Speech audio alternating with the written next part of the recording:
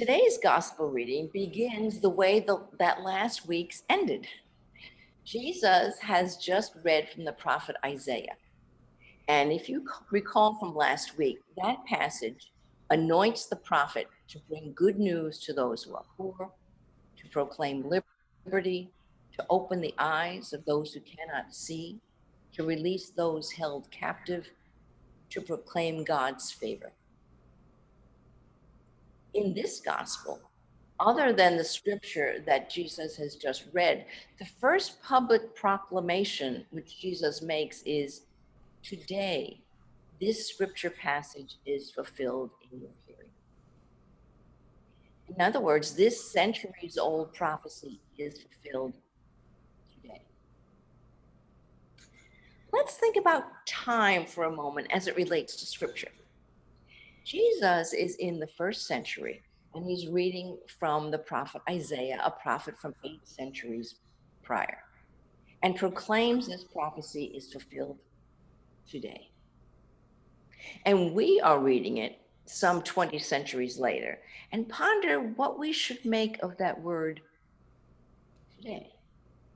Now, although one of the most major finds in ancient scriptural documents are the fragments we've called the Dead Sea Scrolls, the scriptures, which are the foundation of our faith, are not dead. They are alive with the Spirit of God and God's message to us today.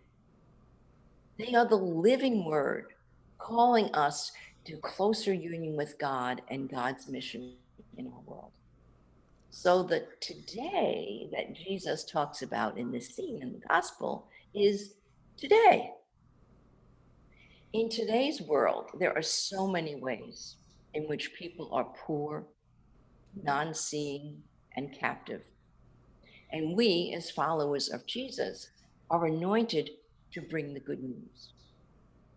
We might not do that in a spectacular way by being a brain surgeon or a Nobel Peace Prize winner, but we may have a listening heart, strong arms to enfold a crying friend, a smile to encourage a youngster learning to ride a two-wheeler, a few hours to volunteer.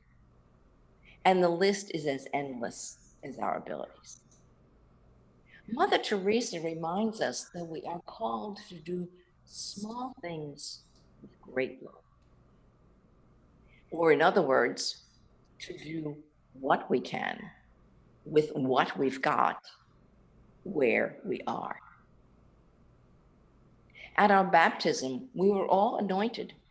The Spirit of our God is upon us. This first word today, that is the gospel Jesus proclaims, is meant for us today. And how did the people of Nazareth react to Jesus' proclamation?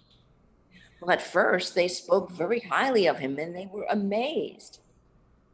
Then they started thinking, hey, wait a minute, we know this guy. Isn't he Joseph's son? Well, they thought they knew him.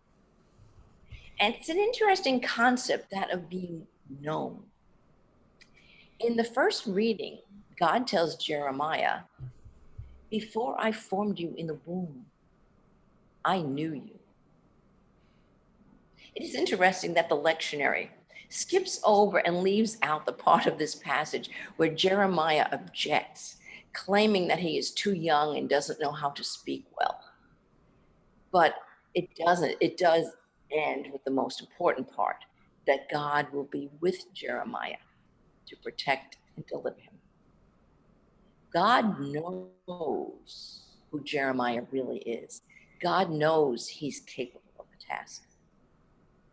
In Paul's letter, he acknowledges that he knows only partially, but is fully known by God.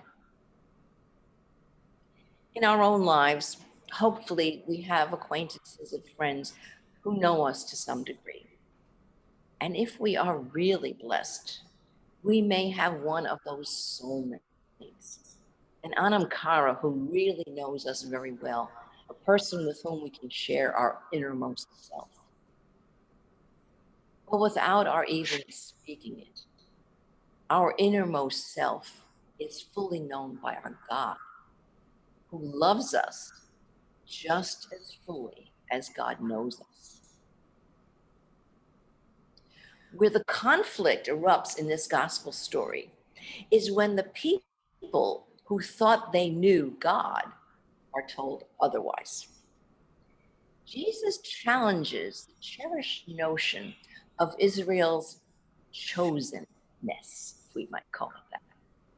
He points out that Elijah raised from the dead the son of a widow in the land of Sidon, and Elijah's pupil, Elisha, healed Naaman, the Syrian, of his leprosy.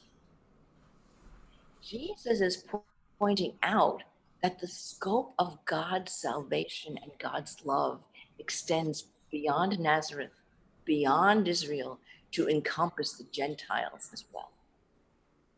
This concept is a major theme throughout this gospel, which we have named Luke. And this suggestion is what angers the congregation to the point that they want to be rid of Jesus and they drive him out of town with the intention of killing him. But Jesus passes through the midst of them and walks away.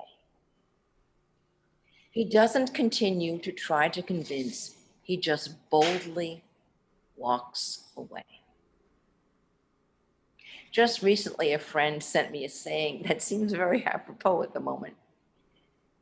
We don't walk away to teach other people a lesson.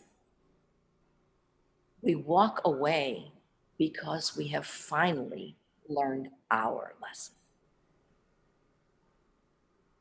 So when we know who we really are, and we know that our loving God is always with us, we will have the courage to accept our mission and to bring God's favor to our world today.